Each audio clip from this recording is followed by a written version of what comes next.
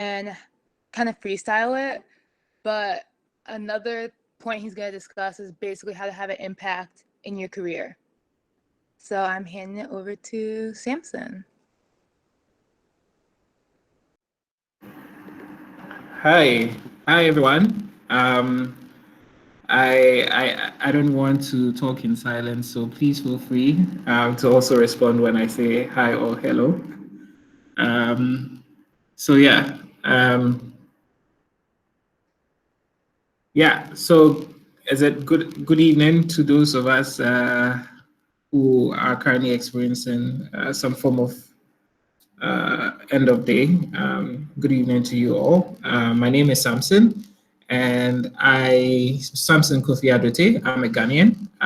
Currently living in Accra, and I work with the African Institute of Mathematical Sciences, where I manage the alumni engagement as well as research reporting. So I work across two departments, and I'm also an inaugural 10 Academy Fellow, and also a global shaper of the World Economic Forum. I'm currently acting as the impact officer of the Global Shapers community in Accra. Apart from that, I also love to volunteer. And unfortunately, because of COVID, we can't really go out to do as much volunteering as we'd love to. But it's also good to know that we have digital communities and workspaces where we can collaborate and share knowledge across, board. And so I'm happy for this opportunity. And thanks, Arun, and thanks, Daypre, right? I hope I didn't murder your name. Daypre. Daypre. Okay, so thanks for the invite. So just to tell you a little bit about myself, I didn't want to bore you with a presentation, so I just wanted to give you a quick tour into my life and the journey this far. So I started off studying in a school, one of the basic schools in Accra called the Pesek Staff Primary. That's where I did my primary education. And after that, I went to St. Andrews Junior High, where I did my junior high school education. And then I went to West Africa Secondary School. And from West Africa Secondary School, I went to the University for Development Studies, where I studied integrated development studies. And I was one of the few people in my faculty at that time who was very confused. Confused about what exactly I wanted to do in regards to my area of specialization, because we were required to specialize in our third year. So we sort of had kind of like a liberal arts program, which allowed you to do a lot of things in your first and second year. So you were free to try courses from different departments, and then decide in your third year what exactly you wanted to do. So that journey was quite interesting.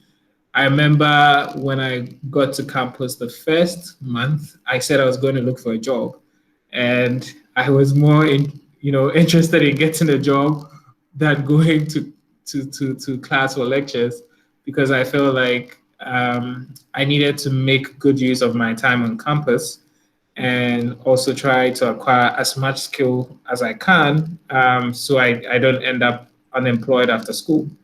So when I got myself a job, I had to marry my job with my academics, and that was not easy. Excuse me. So I say that wasn't easy because I had to wake up very early in the morning at 3 a.m., get ready to go to work at 5 a.m., and close from work at 10 a.m. and get to campus for lectures and get back home at 7, 8 p.m., study a bit, and do the same cycle over and over again. And that wasn't easy. And I was, so all throughout my education, I've been in like several leadership positions. So in my junior high school, I was a compound prefect. So back in the day, we had compound prefects who were responsible for plots, and they were supposed to ensure that the school compound was clean and everything was in order. So think of it as like an operations lead in a school environment, responsible for a section. So I did that, and also in high school, I became a trustee for the Student Representative Council. No, I became an organizer for the Student Representative Council. And in my second to third year, I got voted as the senior boys prefect and president for the Student Representative Council. And later on, became the first student from my school to ever become the regional student, the regional president for the Greater Accra Student Representative Council, which was a council with representation from all the schools in the Greater Accra region in Ghana. And so when I got into uni, I got into uni very with a very solid track record, having excelled, um, having excelled academically, and also having left a legacy in terms of the things that I did as a senior, as a prefect, in the various roles that I occupied prior to that time. So when I got to campus, I was pretty much like I have led all my life. And I think that I need to really focus on building more skills because I wanted to be employable. I didn't want to end up, leaving school without a job because that can be very frustrating. And that is a very I would say it's one of the pandemics we have, in Africa today. Very high unemployment rates, and it can be very frustrating, and it also affects your mental health. So my journey was quite tough. It wasn't easy marrying academics and a full time sort of job because I was working as a journalist. So I worked with a radio station. I ended up rising through the ranks to become a deputy manager at the radio station, and responsible for programming. At that time, I thought that I was actually going to end up as a broadcast journalist in one of the leading media companies in Ghana. I had the chance to work with a number of media organizations and also ended up working for Joy News, one of the leading media companies in Ghana, as a broadcast journalist intern. And that experience was really good, but at the same time, I figured out from that experience that I didn't want to have a career in journalism. After 3.5 years of practicing journalism and learning on the job, I feel like what, this isn't mine because I had a number of challenges even working as a journalist, especially because of the landscape around issues around press freedom and some of the stories that you like. I ideally would like to. I would have loved to do. I faced some form of challenges around that, and so one of them that I really remember was I went out. So we in Accra we have a number of markets, very huge markets. Those of you who know Ghana probably might have heard about Makola markets, which is like the biggest markets in Ghana. But then we have other markets as well. And there was one time where I had a lead to do a story um, on the market facility that was built but was not currently in use. And the people who were supposed to be in the market had gone into had decided to sell by the roads, thereby causing traffic on a major highway in Ghana. So I sought to understand what their plights were and to speak to people, like do a report, sort of a mini documentary around what the challenge was and how we could rectify the challenge. And I received a number of threats. I remember the day that I went to film with my camera woman, who were almost lynched. It was one Saturday, and it was a very terrible experience for me because I remember trying to do my stand-up presentation. The camera was on. We started recording, and then we had like three heavily built men, surround us and they started screaming at us like, "What are we doing? Who sent us?" And it was a very terrible experience for me. So like out of that and many other things that happened, around that time, I feel like this wasn't the space that I wanted to be in. So at that time, I was almost done with my studies, getting into my final year, and I decided that I was going to pick I was going to specialize. I did decide earlier that I was going to specialize in development communication, which was a very interesting specialization for me. But I also took other courses on the side. So I was like going into like the geography department to take courses, but not taking exam in those courses and many other things, just to have like a very good understanding of many other things.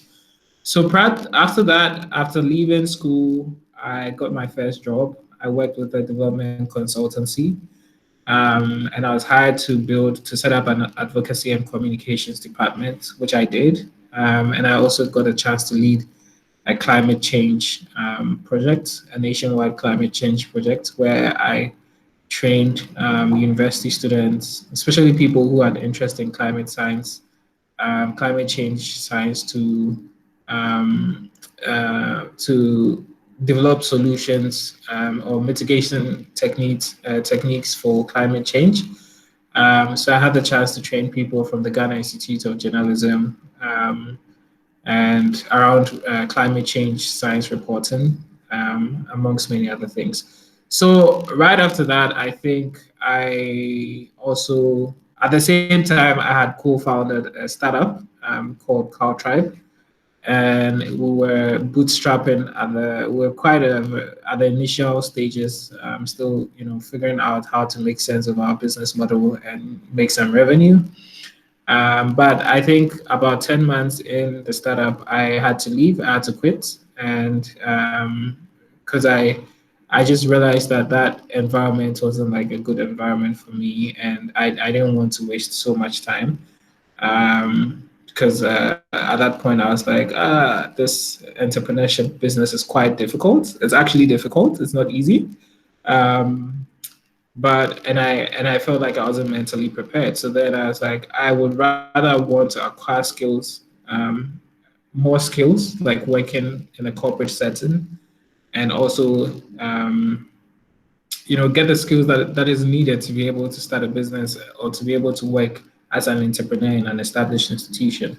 So I got the opportunity to get a scholarship to join 10 Academy, and 10 Academy was an exhilarating experience. I absolutely loved all the time that I spent there, the people I met. I met Arun, I met Kondwani via email. I met a large, like many other people. There was Yebabel, a couple of my colleagues as well. And it was really interesting. I mean, the concepts that we learned, and basically the skills acquisition process was very enlightening, and it was a really good one.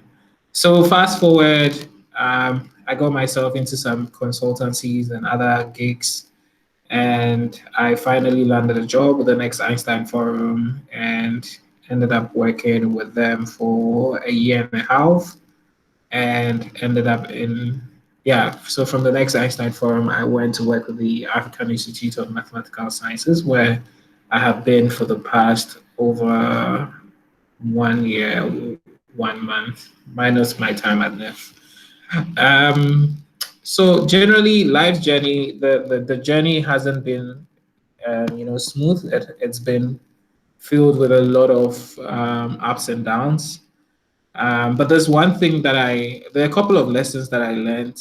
And one of them is that when you're losing, everything hits. And in life is not, if life was always about winning, it wouldn't be meaningful. So definitely, whether we like it or not, there's going to always be a point in your life where things might not, turn out to be as perfect as you dreamt it to be. And in those times, you would be hurt. In those times, you would feel pain. And it's important to feel the pain. Like it's one of the things that I've come to learn in this period of like lockdown, that If you don't feel the pain and deal with the pain, you'd actually carry the pain across. And when you carry that pain across life's journey, it tends to affect your productivity. It affects like a lot more than you can actually imagine. And the other lesson that I would also talk about is humility.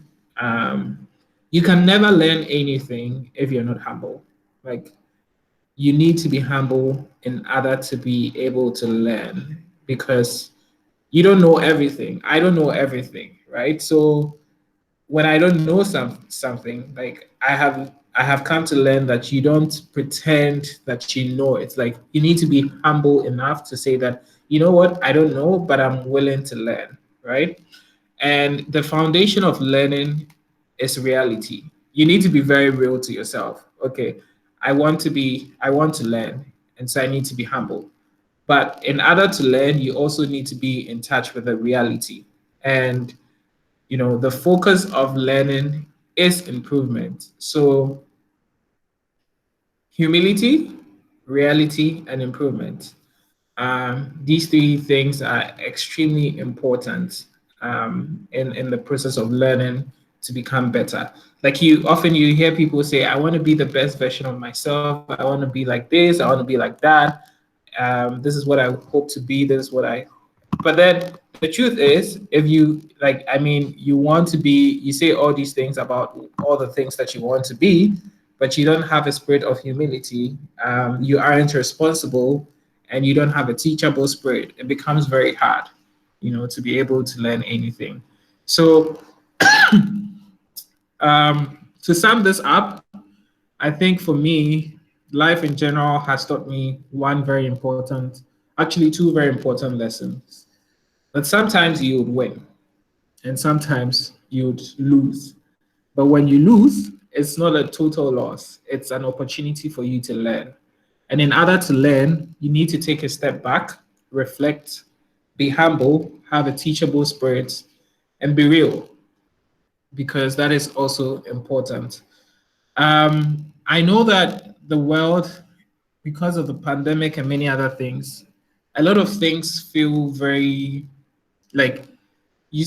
We all at some point in our lives during this period have felt overwhelmed by everything that's happening, because we either spend so much time on our computers, you know, we spend so much time on our computers trying to take courses, trying to be on this call, trying to be on that call, and it can sometimes be very, very overwhelming. It's been for me, but then that isn't the end. Like, you shouldn't see it as something that is like it's a bad thing. Yes, you need to take some time off, some screen time off. You need to take some time off away from the screens, but you also need to you also need to understand that life is hard. And the truth is, the lights are out again. So life is hard. And the truth is, um, the fact that life is hard doesn't mean you need to give up. You need to constantly, be self-aware and be constantly ready to improve upon yourself and to take more responsibilities. One of the things that I realized is the more I took on responsibilities, the more I actually became more responsible. So um, if you shy away from taking on more work, there's no way you can actually learn as fast as you want to, and there's no way you can build the competence that you desire to build as fast as you want to, and there's no way you would actually become responsible as early as you want to. There are people who say, well, when you're 20, you just have to chill and like enjoy your life. And when you turn 30, that's when you become responsible. I don't believe in that. I believe in responsibility right from the word go. So you can only get used to being responsible if you start now. Like, this is the time where you need to actually start now. This is the time you need to start. You don't have to wait till you turn 30, or you don't have to wait till you have a well-paying job before you act responsibly. Um, the little things that you have doing today, it might be like completing a degree and taking on extra work, taking on courses, learning this new skill, learning that new skill, taking on, projects and all that. Like all these things are very important because they help to build your competence. And you might be surprised that even as you build your competence, you are also building resilience. So 2, 3, 4, 5 years down the line, when you are given a huge responsibility, it's easy for you to live up to that expectation. Trust me, when I was promoted to be a manager, I never actually thought that, I always saw myself reaching for like really great heights. But I never thought it would be that quick. And I think that part of the reasons why I got promoted quickly was because I had proved myself out of taking on more responsibility. So then, leadership felt that, Sampson could actually do this job very well. And when given the opportunity, with the help of God and with the mentoring and my own personal commitment to self-development, I have managed to learn so much, such that I have actually seen the growth personally in my life. I've actually seen that growth, and I'm so excited about the process. And I'm like also at the same time very grateful to the people who actually believed in me and gave me that opportunity to prove myself. So if you're a 10 Academy Fellow today, know that this is an opportunity for you to prove yourself that you can actually be, that change maker beyond having that title of a change maker. Like you're that person who's responsible, resilient, and ready to, make a lesson note out of losses, such that once you build that competence, you build, and it's a good thing that, this is a very diverse class. So it's not just a class of like people from Ghana, but a class of people from all over the world. You get to build that, competence, that the cultural intelligence that you need to be able to interact, with a very diverse work environment, because the world today is very diverse. Like you go into a workplace, typically you'd find different generations in the workplace, and you'd also find people from different places. And your ability to be, empathetic towards the needs and the working styles of your colleagues who are not like you is extremely important. And you can only build some of these competencies when you take on additional work and more responsibility, and you also subject yourself to learning and to the spirit of community building. So I'm just going to end here. I know I said a lot of things, and I'm sure a lot of people have questions. So, and we only have 1 hour, so I'm going to try and leave it here, so that if you have questions, we can take the questions as we go.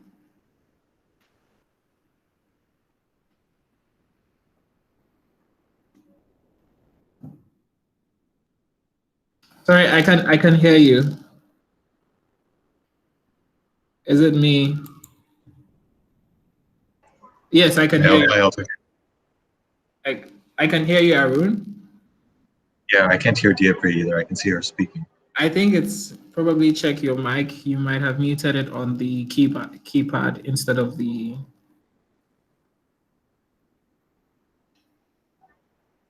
No. Hi, Diapre. Okay.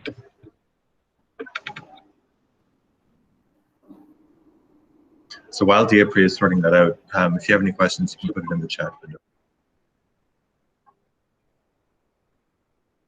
Thanks, Sampson, by the way.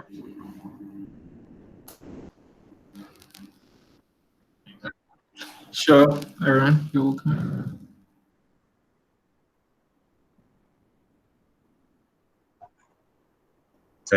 Type them in the chat so that I can. It's a getting their questions together. I can just ask you to comment on this. How do you deal with stressful times? Because I think the class is slightly concerned, and there's some stress. Yeah. I think with stressful times. Sorry. Next. Jayola, do you want to say something? Yeah, good evening. Yeah, good evening, everyone. Yeah, my question is kind of long, so that's why I don't want to type it. Okay. Thanks for the present. Thanks for the talk. It was really. Actually, the most of the talks for this week has actually been addressing most of my issues. So again, yours was kind of personal, really personal. So you talked Yeah. about your personal experience working in journalism. Actually, for Yeah. me, I've kind of have an interest in journalism also. So uh, I finished from uni as an economics. So there is a particular company I have actually have interest working with in Nigeria. So they're actually tackling journalism from economics side, and they are making use of data journalism to do that. And I know data journalism is a recent field that actually pop out from data science. So I'm thinking you are very vast in journalism. You've had experience there. So and I know Africa has not been able to open themselves to data journalism uh, also. So I don't know if the industry is actually uh, adopting the idea of data science in journalism, or because some industry are actually rigid to new tech and new ideas. So I don't know if you notice that during your time in journalism also. Yeah, thanks, Jayola. So during my time in journalism, I think data journalism was a very trendy thing. It still is a very trendy thing. The truth is, um, there's a lot to be done in regards to like bringing the whole continent up in terms of data journalism. Many African countries do not have, some actually do not have the expertise. So my friends who are still practicing journalism, I've seen some of them go to places like Gambia to train people. But there's also like a coalition of data journalists or journalists who are actually practicing Sampson? data journalism on the continent. Yeah. You sound like Darth Vader. I don't know what happened to your Can you hear me? like Darth Vader. Oh, my. But can you?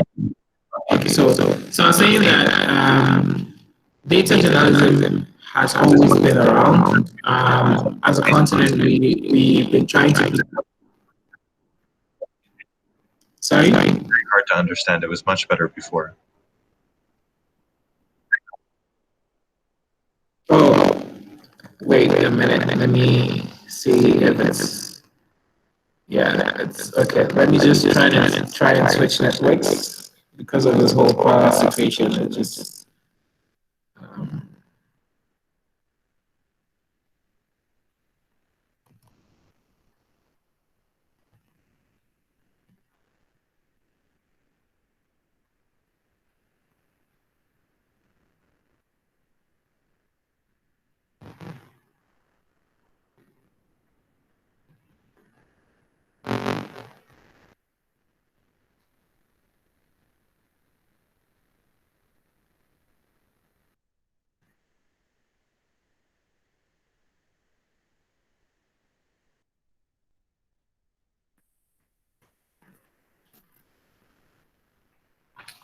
Hi, can you hear me? Is this better? It's the same as before. Oh, I can hear you very well. I don't know if you can hear me. Okay, let's continue and hope it gets better. Yeah, okay. So, Jayola, so what I actually was saying is that prior to the time I got into journalism, there was data journalism was actually one of the growing fields on the continent, or growing areas of specialization on the continent, except that a lot of, if you go into our journalism institutions, just a few of them were actually training people to be data journalists, right?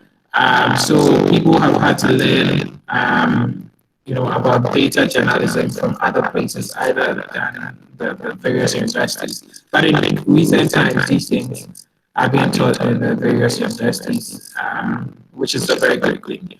So I think data journalism, there's a great opportunity out there for you, if that's a place you want to go. And I think I'm excited to know that you're part of this cohort of 10 academic fellows, because some of the skills that you will be learning on this fellowship is very useful to becoming a data journalist. So I think that you're on the right path. Please commit yourself to learning as much as possible from this program, from this course. There are also opportunities online for you to be able to join some of these, like the World Federation of Journalists. There's like an Pan-African Association of Data Journalism Enthusiasts, amongst many other things that you can actually find online. So these groups are very, very open. It's free to join, and please do not hesitate to check them out, especially the World Federation of Journalists, because when you go to their page, you'd also find out they have subgroups. So you find science journalists, you find like other areas of specialization, on that portal. I don't know if you can hear me and if my line is clear now. It's still not so clear. It was much better before, but I think it's somehow. Yeah. I'm hoping it works out. Video. Okay. Maybe let me just take this. I hope. Okay. I don't know if you can hear me well now. Is it better? No, it's the same. I don't know why the internet. Anyways, okay. So I'm just going to try to continue so I don't take so much of your time. But on the question of how do you handle stress in a time like this, I think that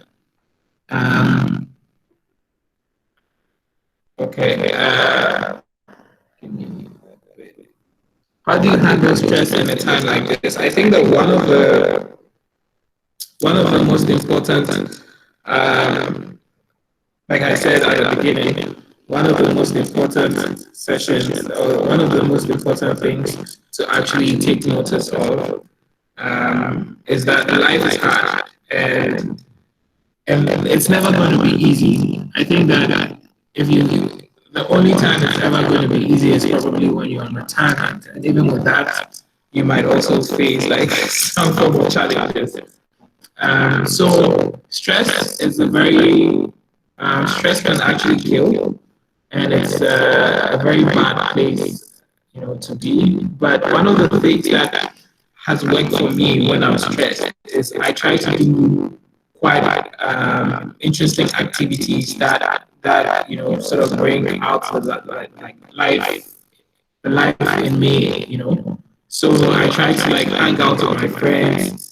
I try to take some time away from what I need to do and then focus on other things. I read. I will either go out to sit go out to eat, or probably spend time with my siblings, my family, chat with my parents and my sisters. So I think there are several mechanisms to cope that help you to cope with a very stressful moment. Being alone all the time and keeping to yourself does not help when you are stressed. So please try as much as possible to always, in the time that you find, like in case you're stressed, please try as much as possible to also reach out to your loved ones for support, especially your family. It could be your immediate family or extended family, someone you can actually talk to, or even people within your cohorts. So you can, instead of always like talking about the things that you're working on, like the projects and assignments, you should also try to find time and talk about the things that you care about. It shouldn't be like very, you shouldn't be very stiff and solely involved in like conversations about data science, but you should try to also get to know people. One of the things that helped us at 10 Academy, because it was very stressful, was that we had built a community of people that we could actually rely on.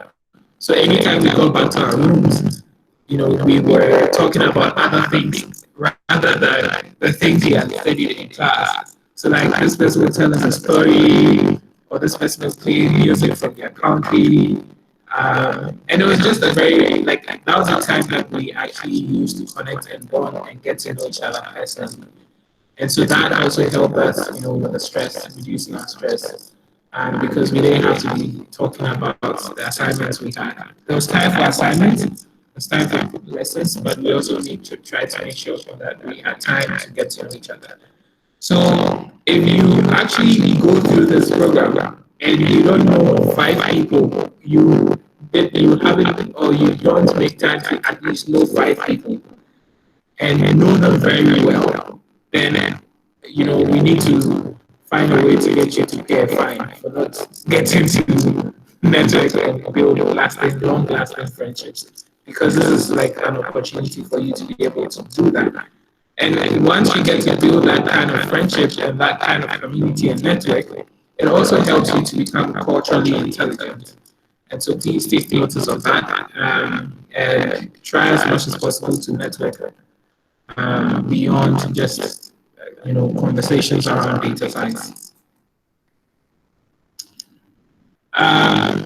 There's a question about when did you make the decision to stop your startup journey? When I realized that to run a startup actually takes a lot of things. It takes money, because the truth is, when you're starting something, you need to put in your skin. And at that time, I wasn't earning so much to be able to fund another thing. I realized that my contribution to the team was not the best. Though I was very passionate about the startup and what we were actually doing, I realized that there was more that I needed there was more that I needed to do to be able to respond to the kind of needs that a startup had. So I had gone through all these boot camps on entrepreneurship and all that, but I've never really, been responsible for managing a team. I've never really been responsible for, for finances. So, talk about, administration, the basic operations, day-to-day running of the business, the systems, working and setting up systems, so that the workflow becomes very easy. I didn't have any of that.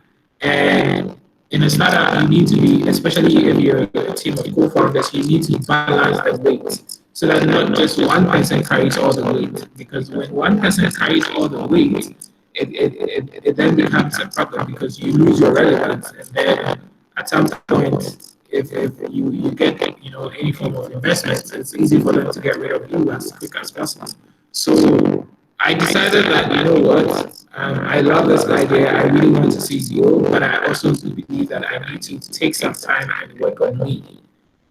Build myself to be able to respond to the needs of the startup someday. That is, if I end up, going back someday. And also generally build myself, like build that competence to be able to be that leader that I wanted to be in the business world. So that is at the point where I realized that I lacked a number of things. I realized that it was important to also go and learn somewhere else and subject. So remember I spoke about humility. Um, so that at that point I was like, what, I need to, humble myself and then go learn, on the job from the opportunities that I had. Yeah. Okay, there's a question from Jayola about the Masters in Data Science program. So I'm going to request Jayola to connect with Sampson offline. I can provide his email as that's more of a specific question. We're looking to see if there are any more general questions. You can just type it in the chat window. I would like to do something. So I would like to hear from two people. I haven't heard any ladies speak. So I'd like to hear from two people. It could be one lady, one gentleman, to share their experience with me so far from the program. If they could.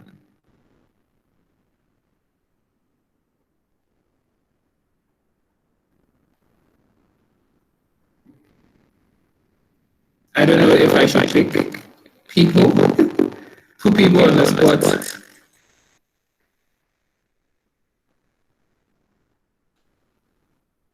Whatever you want, you can pick. Otherwise, I'm sure people. Maybe we can start with a woman volunteer, a lady volunteer, or Prosper can pick somebody.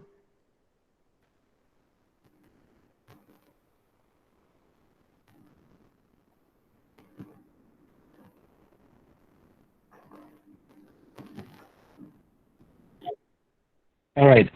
So real quick, I'm picking Lotome. No, we want a lady. So Glory. Yeah. Adotey and Glory.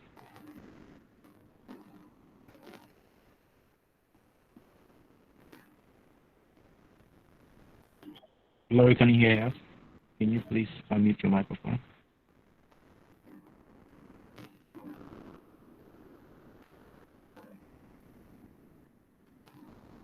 While we wait on Glory, can we get Ada on standby? Ada K.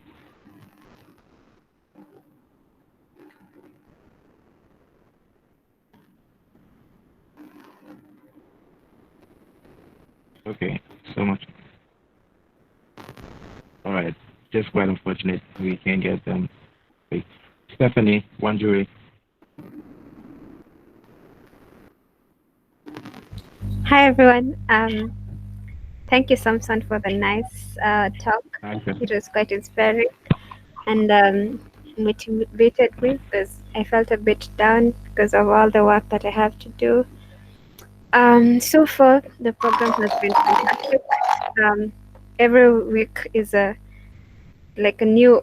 We'll get to learn something new. You get to be challenged, and then you get feedback, which is awesome. You also have great teammates who I work with, and they really support me.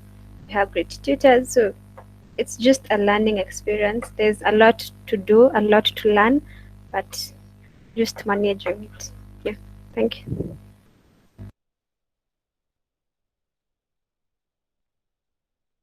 Great. Thank you, Stephanie, for sharing with us your experience. All right, so I'll go for Moki Mwakeli. Moki. I hope I got your name right. It's Mwikali. That's okay.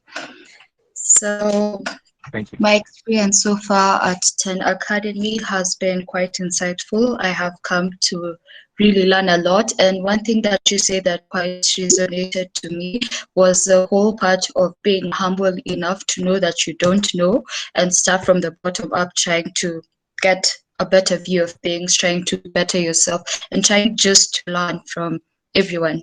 So yeah, and also my experience at an academy has been great because it's like finding your tribe of people whereby you're able to share ideas, talk, and just be yourself in your own space without feeling the insecure that normally comes with normal day pressures of trying to be the best person or being better than other people. It's more of contributing to complement each other than just a competition. So yeah, that's been my experience so far. Thank you. Thank you, Mwakikali. Yeah, I like the fact that you highlighted the issue about collaboration and not competing amongst yourselves. I think that one of the things that we have one of the things that we've not really been taught as African kids is the need to collaborate. Often we tend to see our colleagues and our peers as our competitors. So when we see someone shining, we tend to be like, I wish I was the one shining, you know. But there's actually there's a light out there for every one of us, you know. That is one of the things that I realized very early, that look, you're not competing with anybody, you're competing with yourself, right? Build yourself, build your skills, build your competence such that no matter where you are in the world, you know, people would know that this is you. Like you would be that authentic, you know, Mark Kali. You'll be that authentic Adake. You'll be that authentic Jayola, and authentic Elvis and all that. Like there's just going to be one Elvis like you, or there's just going to be one Emmanuel like you. So there's a need for you to always remember that, you know, collaboration is more important than competing with yourselves, because once you collaborate and you pour out into each other, you all become better. And when you all become better, you also identify what your strengths are, what your weaknesses are, and you look for people who complement you. So then your friends will not just be the people who are like you, but the people who will compliment you, give you feedback, you know, say all those things that you don't want to hear, like be real with you and tell you that, look, you're misbehaving. You need to do things properly, or you should do things this way. And I think once you know, you start to think that way, it goes a long way to help you. It goes a really, really long way to help you. It has helped me personally on my journey. When I stopped thinking that I was competing with like people around me, and I realized that I was actually competing with myself, it then helped me to understand that slow and steady is not actually a bad thing. It's actually a very good thing. All the people you see driving those fancy cars today and in those fancy careers and having like all the things that you actually pray and wish for, they had to go through a process. And so take it that this is your opportunity to go through that process. You don't want to skip any step. Immediately you skip a step, trust me, you would have to pay a huge price for it someday. So you have to be very patient. You have to be, and you know, there's a difference between being patient and humble and being lazy, right? Someone will tell you, oh, I'm being patient and humble, and they are actually taking no step. They are literally lying in bed, watching Netflix all the day, eating KFC, and like not doing any work, right? That's like being lazy. But being slow and steady means you understand that, okay, for me to be able to grasp this concept of data mining, you know, I need to complete 10 models. And these 10 models will take me, I'm supposed to complete these 10 models in 10 weeks. Instead of saying that I'm going to wait till the ninth week before I start taking model 1 to 10, I'll dedicate 2 hours of my day every, you know, 2 hours of my day every week to study something. So then you are not hastening and rushing the process, but you are being slow and steady. And once you start doing that, you build that resilience in being slow and steady. And very soon you realize that you become very fast and steady. And before you realize, you become excellent. And so that is one thing I needed to add to all that I've said. Great. Thank you. So we have Ada who's now ready to talk. Ada, can you please unmute your microphone and then shoot your question or your contribution? Okay, good evening, everyone. Sampson, thank you so much for your talk. It's been really inspiring. One of the key points that I've noted is the ability to match reality with your expectations. Concerning Ten Academy, I feel really privileged to be a part of this batch, and one thing I'd like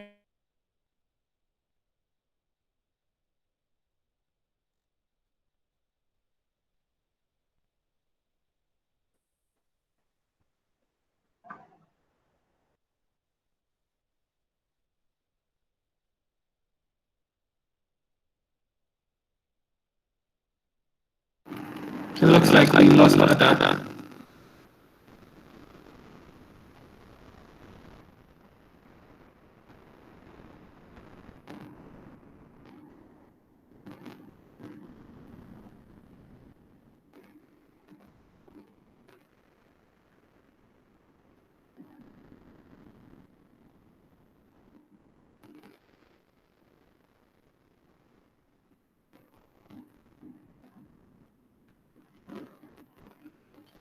Should we take somebody else?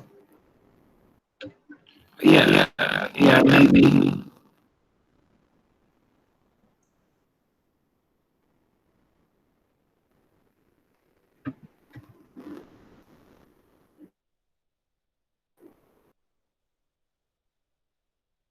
Anyone else willing to share? Okay, looks like I as well.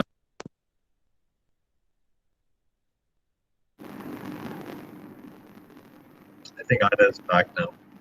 Ada, we lost you. Do you want to finish up? Oh, sorry, it's a poor network connection. Anyway, I was saying, I really appreciate to be I feel really privileged to be a part of the 10 Academy community, and I was pointing out how the staff is really supportive. They deal with someone on a personal level. There's no problem with generalization, so you really get to know where you at and what you need to focus on. And also, I was talking about the community, the classmates. They're really supportive. Whenever you get stuck and you hit one of them up, they respond. So I was just saying, I feel really privileged to be a part of the community. So thank you, Arun and the team, and thank you, Sampson, for the nice talk. Thank you. Awesome. Thanks, Ada. All right, so I think we are right on time. Just while we're waiting for, I think we still need the male to contribute. But so Prosper, do you want to pick one of the men to make a contribution? Yeah, right. So I'll go for Kevin Carobia, if you can hear me. And then the next person will be Little Man all the time. Kevin, can you please unmute your microphone if you're able to do that?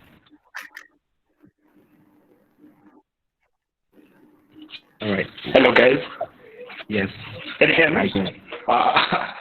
Funny enough, I was actually brushing my teeth, but okay.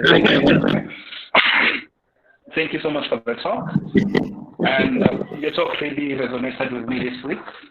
In the middle of the week, since the challenge was a bit challenging for me, I felt a little down and I lost some of my self-confidence. But yeah, like through music and like, I'm able to come back. And also your talk is going to be a reference point in future. In the following week, if it continues to be challenging, I'm going to remember this talk and try to apply what you've talked about today. Thank you so much for the talk. And for the team, keep doing these amazing talks.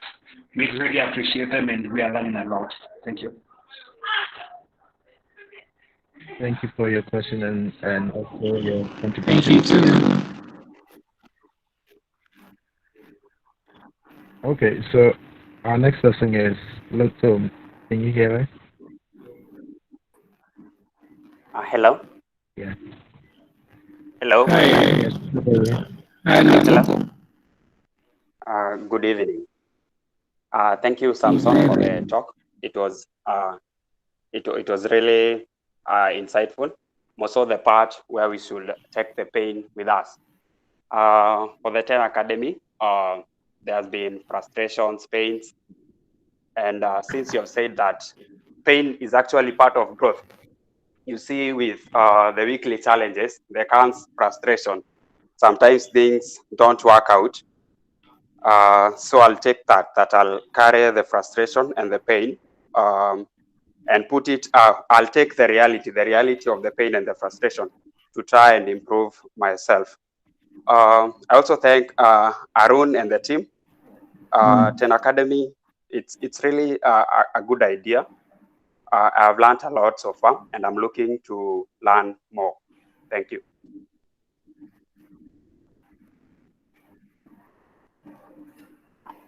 Yeah, thank you too, Little.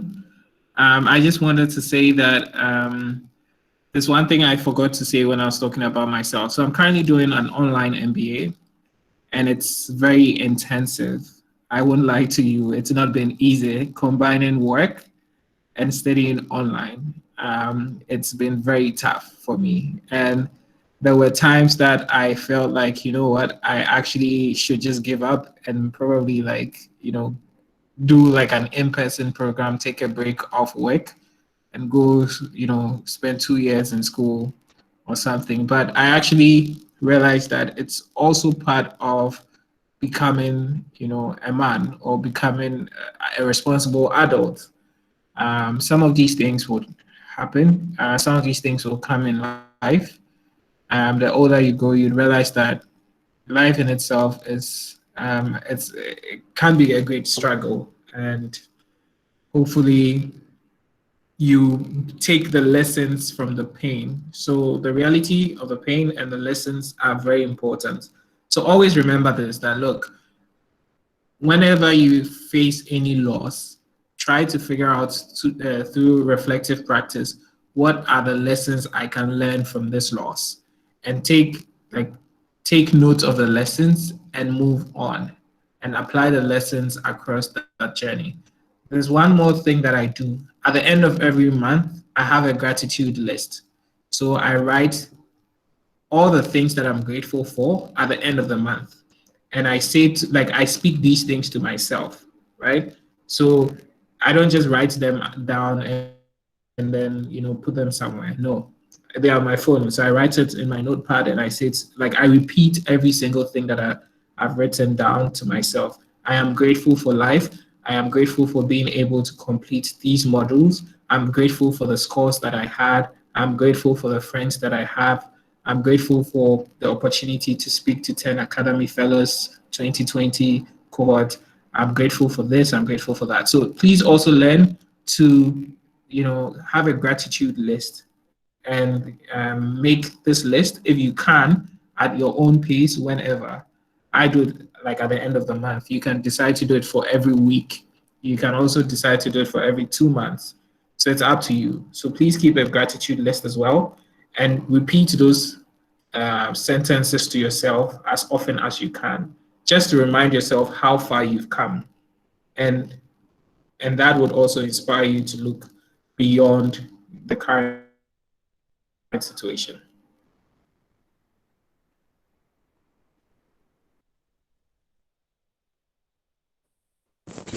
Please, I have a question. Sure. Emmanuel, feel free to ask.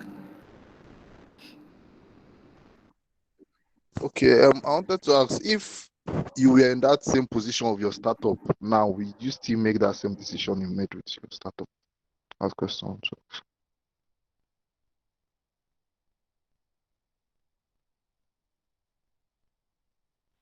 Sampson, are you there? Did you get his question?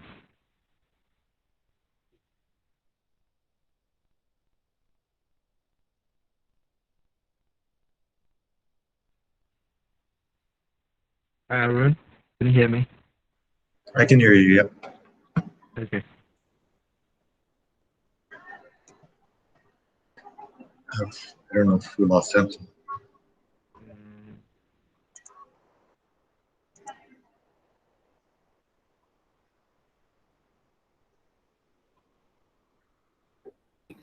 So there may be times where you learn certain things from a particular position, and there may be times where you learn certain things from another position and from a different kind of experience.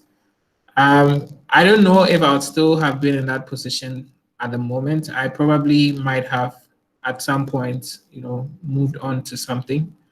I think that one of the things that you need to, you need to be very honest with yourself. Like I was honest with myself. When you have an idea and you commit to it, and it gets to a point where the things that what you've committed to is not working out, the fact that you jump the ship does not mean you're a failure.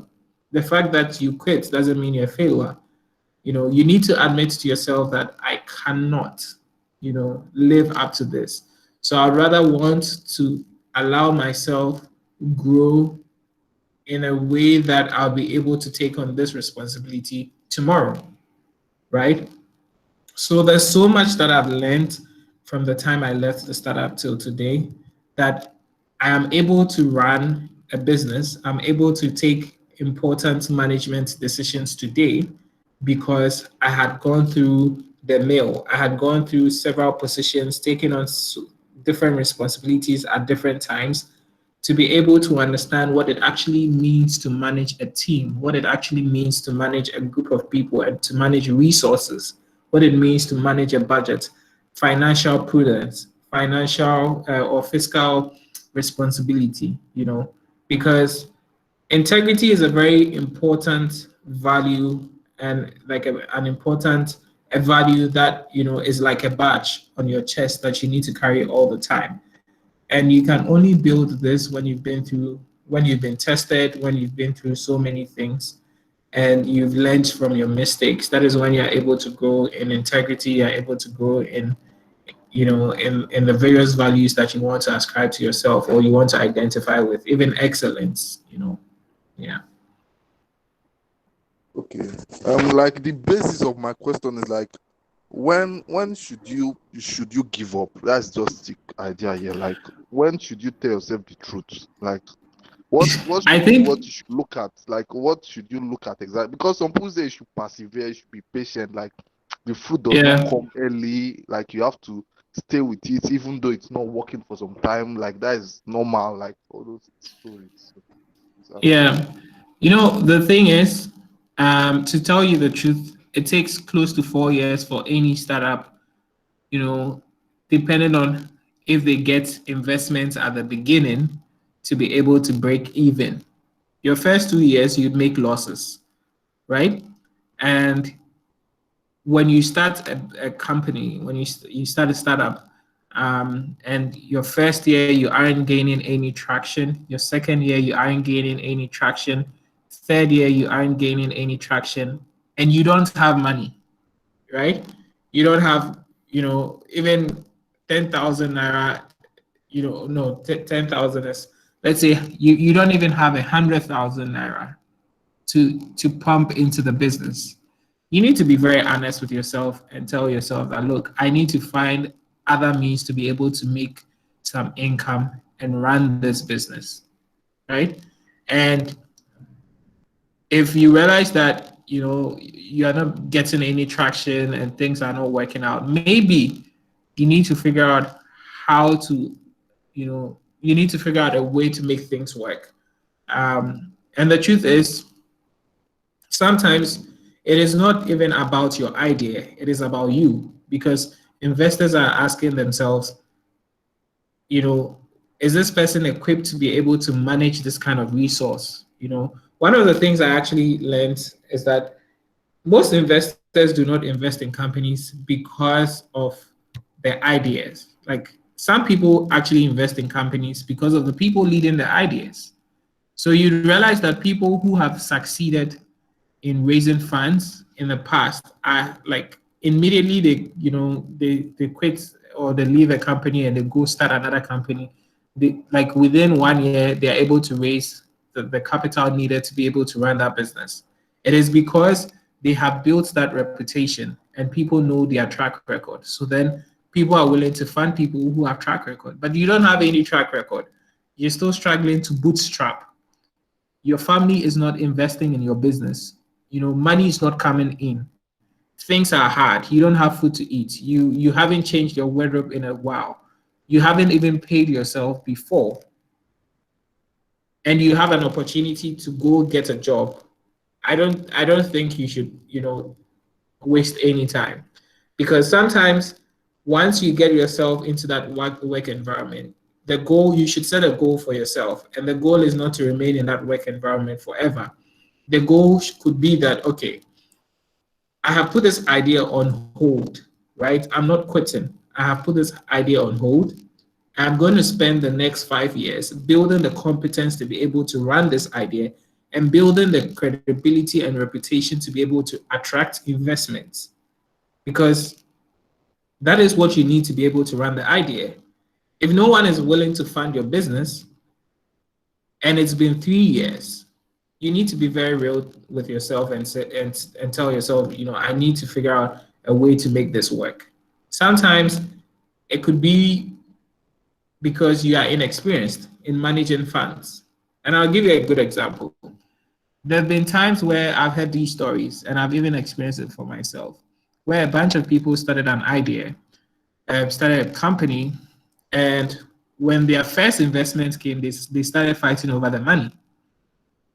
So imagine that a donor comes and someone gives you a grant of $100,000, and they realize that you're fighting over the money, or they realize that 50% of that $100,000 is going into someone's bank account, and not for the purposes of running the business. That is when your integrity becomes questionable, and that is when people start to ask questions and all sort of things. So there is never a right time. I wouldn't say that, oh, after 2 years, if it's not working, quit. No. Like you need to have that honest conversation with yourself and say to yourself, is this working? Is this working for me? Am I happy? Am I content? When I go to bed, do I go to bed with a headache? Do I wake up in the morning with a headache? Right? Am I frustrated? Am I worried? Am I constantly thinking about, just making money for making money's sake to be able to do this? Is there a way I can actually, resolve that conflict I have internally and in my mind, and just be honest with yourself. There's nothing wrong in quitting when you know things aren't working. And it's important that you fail fast. So for me, I told myself that I wanted to fail fast. I wasn't going to defer failure for later on in life. No, this is the time I need to fail. So I'm going to fail as many times as I can, so that by the time I'm 30 years, I have failed enough to learn my lessons to be able to now re-engineer the path that I want to take to become successful. It doesn't mean I haven't been successful across that journey or along that journey. I have been, but the point is I have also failed. And when I failed, I learned my lessons. And those lessons have been very useful and instrumental in my growth.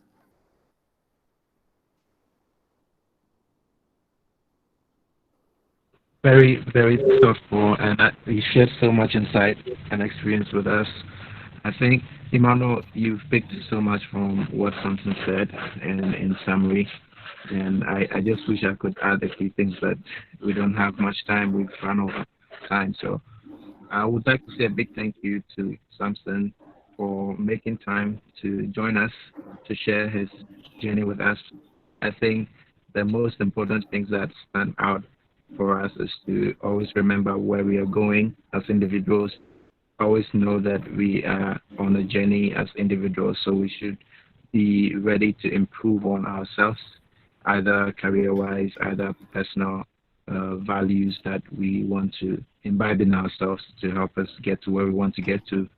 We should be willing to seek for help when we need it in terms of clarity on the path that you want to choose. You should find someone who is ahead of you. You should always remember to be humble. And like you said, being humble is not synonymous to being lazy. So identify where you want to go to and take things easy. And one of the hardest things that we are unable to do as individuals is to be very patient. And that is a very important value that we need to have.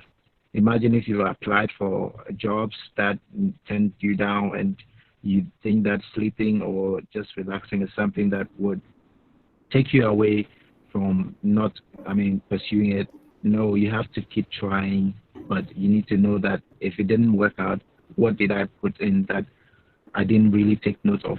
Maybe that was the reason why my application didn't work out. So let's imbibe all those values in us and be ready to support each other like we've already started in our community. So on this note, we bring our guest talk to an end. If Diepri is on the line, I would hand over to her to wrap up.